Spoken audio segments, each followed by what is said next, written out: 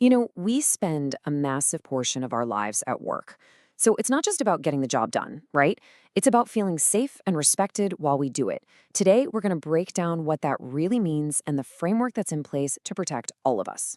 So before we jump into the rules and regulations, just take a second. What does a safe workplace actually feel like to you? Is it about knowing you won't get physically hurt? Is it about psychological safety? Or just knowing your colleagues have your back? That feeling, whatever it is for you, is really at the heart of this entire conversation.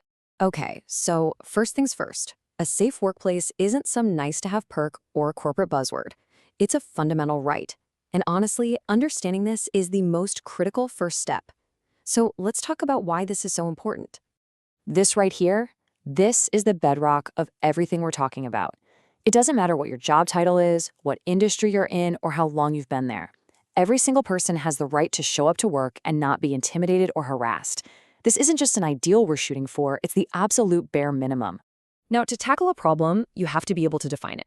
So let's get really clear on what sexual harassment actually is according to the law. Because, understanding these definitions is absolutely key to recognizing it and hopefully stopping it. The most important word on this slide, the one I really want you to focus on, is unwelcome. That changes everything. See, it's not about the intention behind what someone did, it's about how it was received. If that behavior was unwelcome and made the work environment hostile or intimidating, well, that's where it crosses the line into harassment. Let's start with the verbal stuff. We're talking about inappropriate comments, those, oh, it was just a joke kinds of jokes, or remarks about someone's appearance or their gender. Basically, it's any words that cross that very clear line from professional to personal and unwelcome. And then, of course, there's physical harassment, which is often much more clear-cut. Any kind of unwanted touching is a major violation. That could be a hand on a shoulder that stays there too long, or something way more obvious and serious, like groping or assault. But harassment isn't always something you can hear or feel. It can be nonverbal, too. Things like leering, that creepy stare, or making offensive hand gestures, or even just displaying inappropriate pictures or posters. All of that can create a hostile environment just as easily. And finally, there's this term quid pro quo. It's Latin for this for that. And it's a really serious abuse of power. This is when someone in authority demands sexual favors in exchange for a promotion, a pay raise, or maybe even just to keep your job. It's a clear-cut case of coercion. So, okay, we've defined the problem.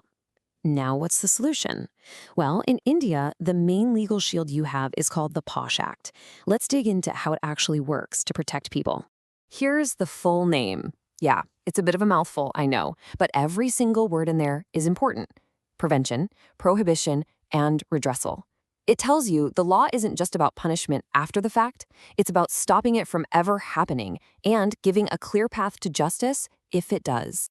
So what makes this act so powerful? Well, it's these key provisions. First, it clearly defines harassment, so there are no gray areas.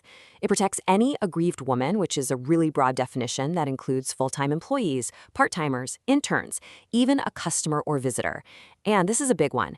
Any company with 10 or more employees must have an internal committee, or an IC, to look into complaints. And that IC has to be impartial. The law also lays out a very clear step-by-step process for getting things resolved. And if a company doesn't follow these rules, they face some serious penalties. Okay, this number is super important, so pay attention. 3 months. That is the standard window you have to file a formal written complaint after an incident happens. Now, the ICE you can sometimes give an extension, but you really want to act within this time frame. It's the critical window to make sure your case gets heard while everything is still fresh. So knowing you can file a complaint is one thing, but knowing how to do it is what really gives you power. And the great thing is the process is designed to be very clear and, crucially, confidential. So let's just walk through this path together. Step 1, document everything. I mean everything. Dates, times, what was said, what happened, who was there. This is your evidence. Step 2, take that information and submit a formal written complaint to your company's internal committee. This is what kicks off the official process. Step 3, the IC will then start a fair and confidential investigation, talking to everyone involved. And that confidentiality part is so important to protect you from retaliation. Step 4, based on what they find, the IC will make official recommendations to your employer. And finally, Step 5, the company is legally required to act on those recommendations and give you the support you need. It's a whole system designed for fairness. Look, laws and formal processes are absolutely essential, but they can't do it all. A truly safe workplace is built day by the people who work there. So let's talk about the part that every single one of us plays in this. Think of it like a partnership, right? On one hand, you have your rights, the right to be safe, the right to report harassment without being punished for it.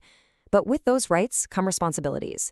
The responsibility to treat everyone with respect, to be mindful of your own behavior, and this is a big one, to support your colleagues who have the courage to speak up. That's how you build a real culture of safety. And make no mistake, the consequences for ignoring all this are really serious for everyone involved. For the person responsible, it can mean anything from a formal warning all the way up to getting fired and even facing lawsuits.